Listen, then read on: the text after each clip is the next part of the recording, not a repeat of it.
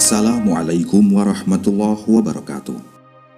Para sahabat yang dimuliakan Allah Subhanahu wa Ta'ala, selamat datang di channel Kafa Kang Fawa.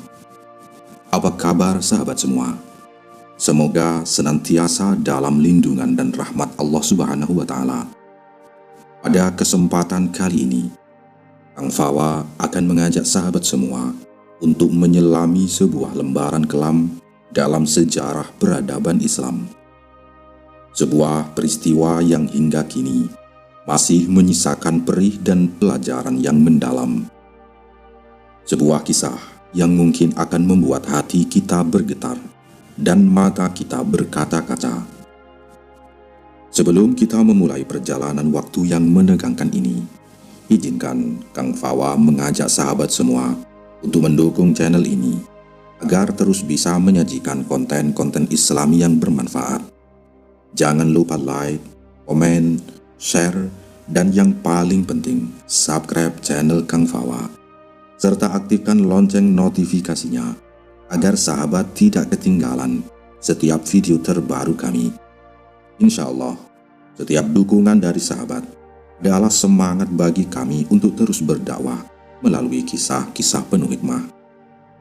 Baiklah sahabatku sekalian, tarik napas dalam-dalam, siapkan hati dan pikiran, karena kita akan segera menyelami kisah hari paling berdarah dalam sejarah manusia. Sebuah peristiwa yang mengguncang dunia dan mengakhiri zaman keemasan Islam. Ini bukan sekadar cerita biasa, tapi sebuah peringatan bagi kita semua. Sahabat, ketika kita berbicara tentang hari-hari paling gelap dan paling berdarah dalam sejarah manusia, pikiran kita mungkin langsung melayang pada perang modern.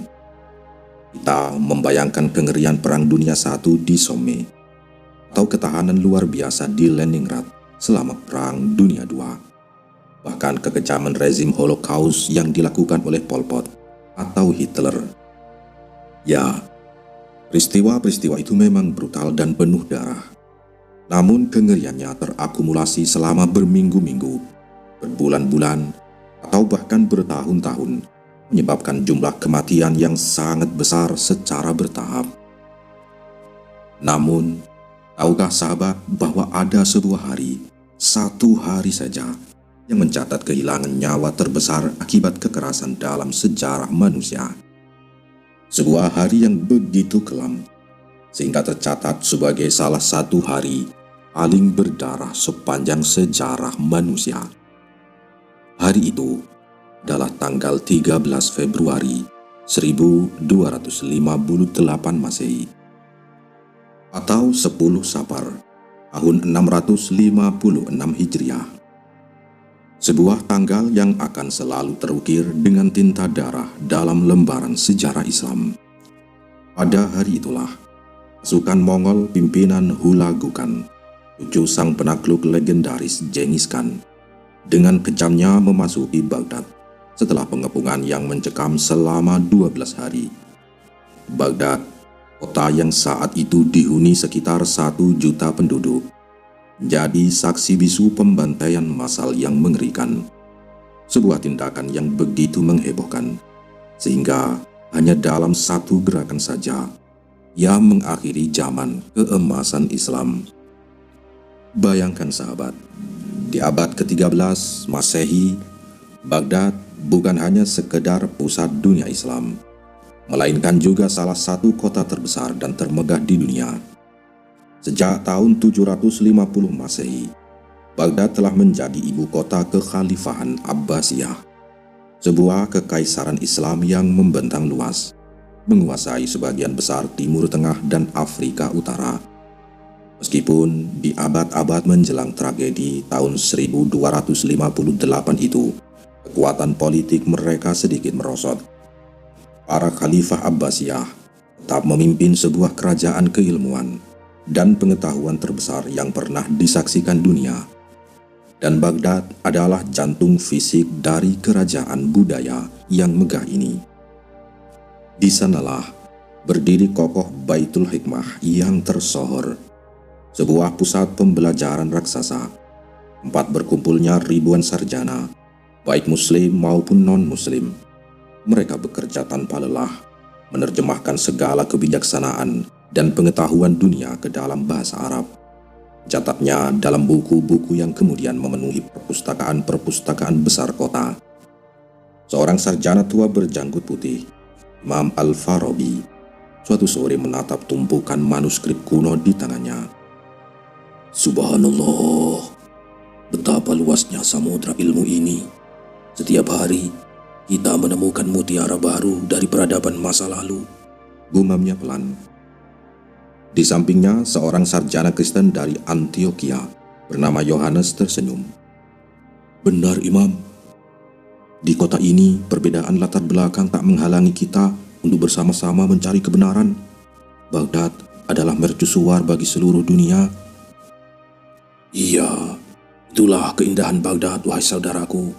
Penekanan pada pembelajaran dan pengetahuan ini membuat para ulama dari semua ras, agama, dan bangsa disambut hangat di sini. Mereka dibayar untuk setiap kontribusi mereka pada arsip pengetahuan yang terus berkembang, mencakup berbagai bidang seperti astronomi, matematika, sains, filsafat, kedokteran, dan kimia, sahut Al-Farabi. Namun, ketenangan dan kedamaian itu sayangnya tidak berlangsung lama. Pada tahun 1258 Masehi, awan gelap mulai menyelimuti ufuk timur. Kekaisaran Mongol yang saat itu telah menguasai sebagian besar daratan Eurasia mulai menunjukkan taringnya, dipimpin oleh Mongke Khan, agan keempat Kekaisaran Mongol, salah satu cucu Genghis Khan yang ditakuti. Konon, saudaranya Kubilai Khan kelak akan menjadi Khagan kelima.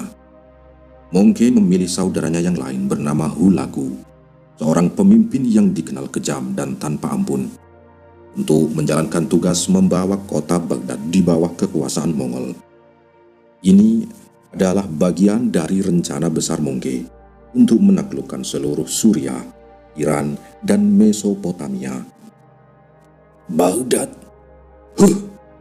kota itu akan bertekuk lutut di bawah kakiku. Tidak ada yang bisa menghalangi kehendak Khan Agung, ujar Hulagu kepada panglima perangnya, Kitbuqa, di tengah gurun yang berdebu. Matanya menyala-nyala. Kitbuqa menunduk hormat. Ampun Paduka, Baghdad adalah kota yang megah, dengan tembok yang kokoh dan ribuan pejuang. Namun dengan kekuatan kita, tak ada yang mustahil, kata Kitbuqa. Untuk tugas raksasa ini, pasukan Mongol yang sangat besar telah dikerahkan selama bertahun-tahun sebelum kampanye militer dimulai. Bayangkan, 1 dari setiap 10 orang di seluruh kerajaan Mongol wajib militer jadi bagian dari pasukan tentara tersebut. Menurut perkiraan sejarah, kekuatan Mongol ini berjumlah total 100.000 hingga 150.000 tentara, menjadikannya tentara Mongol terbesar yang pernah ada. Tidak hanya itu, pasukan ini juga dilengkapi dengan 20.000 tentara Kristen dari Armenia dan Antioquia, bersama dengan 1.000 insinyur artileri Cina yang ahli dalam membuat mesin pengepungan, serta kontingen tambahan tentara Persia dan Turki. Sebuah kekuatan gabungan yang mengerikan, siap meluluh lantakan apapun yang menghalangi jalan mereka. Pasukan besar ini pertama kali berbaris melawan sejumlah kota dan penguasa di Iran, yang mereka hancurkan dengan mudah. Hulagu juga menggunakan pasukannya yang perkasa untuk menghancurkan assassin yang terkenal kejam, menaklukkan benteng gunung mereka, Alamut, dan mengeksekusi guru besar assassin yang bernama Ruknuddin Khurshah. Setelah semua rintangan itu tersingkir, tentara Mongol pun mulai bergerak maju dengan tujuan akhir mereka, Baghdad. Ketika Hulagu sampai di gerbang Baghdad, dia melakukan kebiasaan yang biasa dilakukan para pemimpin militer Mongol ketika maju ke sebuah kota. Ia menawarkan penguasa Baghdad yang bernama Khalifah Al-Mu'tasim Billah kesempatan untuk menyerahkan kotanya kepada Mongol tanpa pertumpahan darah. Di dalam istana megah Baghdad, Khalifah Al-Mu'tasim duduk di singgasana. Wajahnya tegang. Di hadapannya berdiri utusan Hulagu, seorang prajurit Mongol bertubuh kekar. "Sampaikan kepada khalifahmu," kata utusan itu dengan suara serak. "Hulagu kan menawarkan kesempatan terakhir. Serahkan kota ini sekarang dan tidak akan ada darah tertumpah. Tapi kalau menolak, Baghdad akan menjadi abu," kata utusan itu.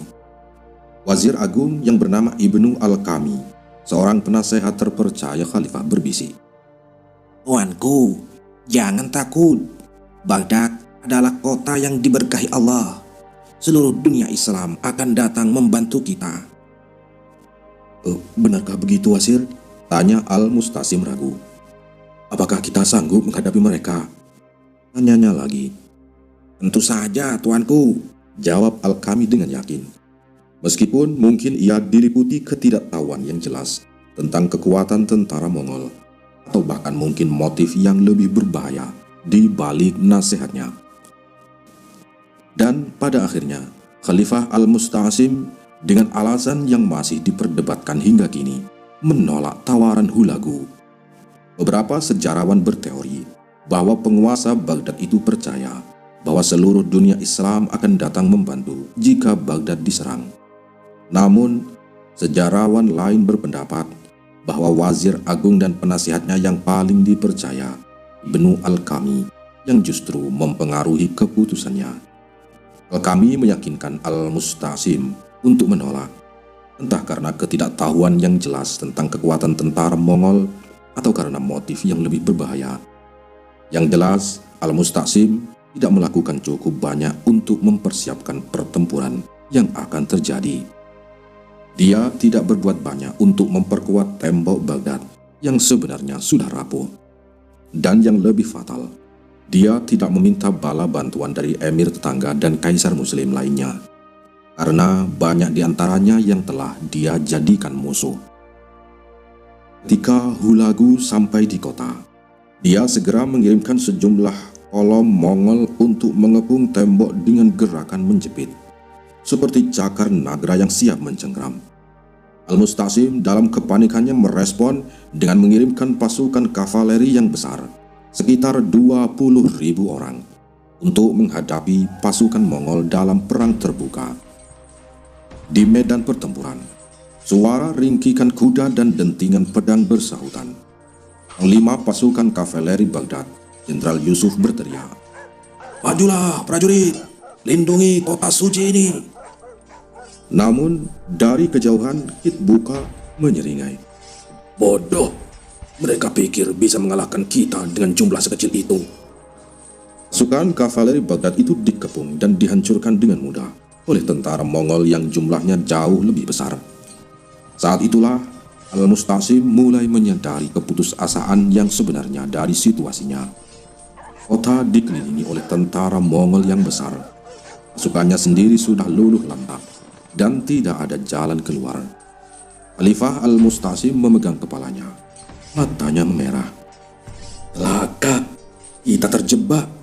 Mengapa aku tidak mendengarkan peringatan para penasihat lain? Mengapa aku terlalu percaya pada Al-Kami?" Seorang pengawal pribadinya mendekat. "Tuanku, apakah tidak ada jalan lain?" "Tidak ada," jawab Khalifah lirih.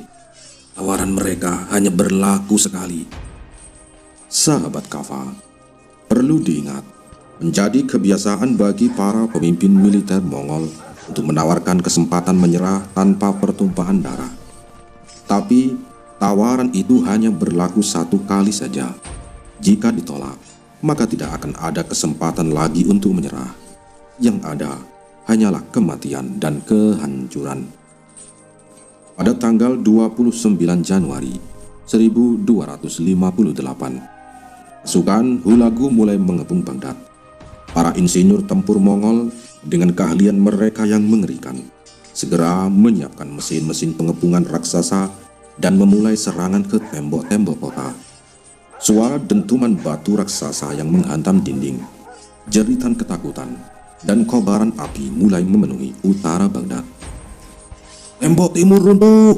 teriak seorang prajurit Baghdad di pos penjagaan. "Ya Allah, apa yang harus kita lakukan?" sahut prajurit lain. Wajahnya pucat pasi. Pada tanggal 5 Februari, sebagian besar pertahanan kota telah hancur. Sudah jelas, bangsa Mongol akan segera merebut kota itu.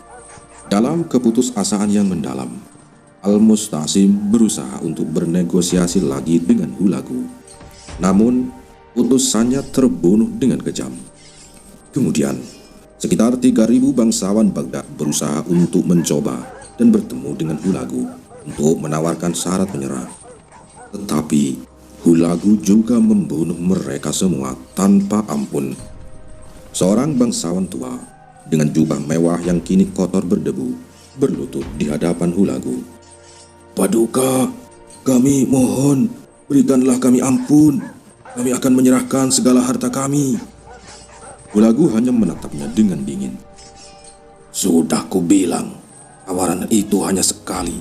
Sekarang hanya ada kematian. Dan dengan isyarat tangannya, para bangsawan itu dibantai. Pada tanggal 10 Februari, kota Baghdad secara resmi menyerah. Namun, pasukan Mongol baru memasuki kota pada tanggal 13 Februari. Dan pada hari itulah, sahabatku, dimulailah salah satu hari paling berdarah yang pernah disaksikan dunia. Sekitar 1 juta penduduk kota Baghdad, yang dulunya adalah pusat peradaban, tidak ada yang diizinkan untuk melarikan diri. Satu-satunya orang yang selamat adalah penduduk Baghdad yang beragama Kristen Nestorian. Mengapa mereka selamat? Karena ibu Hulagu adalah seorang Nestorian. Itulah sebabnya dia membiarkan mereka hidup. Sisanya, pasukan Mongol dengan beringasnya menempatkan pria, wanita, dan anak-anak, tua dan muda di ujung pedang mereka. Pembantaian massal yang tak terbayangkan terjadi di setiap sudut kota. Sungai Tigris yang jernih mulai berubah warna menjadi merah pekat karena darah. Seorang ibu muda memeluk erat anaknya. Air mata membasahi pipinya. "Nak, berdoalah kepada Allah." Di sisi lain, seorang prajurit Mongol tertawa terbahak-bahak sambil menebas seorang pria tua. Hahaha, ini adalah harga dari penolakanmu, wahai penduduk Baghdad. Yang tidak mereka bunuh diambil sebagai budak, diperlakukan layaknya barang rampasan. Khalifah Al-Musta'sim ditangkap dan dipaksa untuk menyaksikan semua pembunuhan massal yang menghebohkan ini, serta perusakan yang tidak disengaja pada salah satu kota terindah di dunia ini. Khalifah Al-Musta'sim dengan mata sembab dan hati hancur menyaksikan istananya yang megah kini terbakar, masjid-masjid suci yang runtuh, gereja-gereja yang porak-poranda, rumah sakit yang hancur, dan yang paling menyayat hati, 36 perpustakaan umum kota hancur berkeping-keping atau dibakar habis. Tidak mungkin, tidak, teriak Khalifah, suaranya parau. Baitul Hikmah, perpustakaan, warisan pengetahuan ribuan tahun.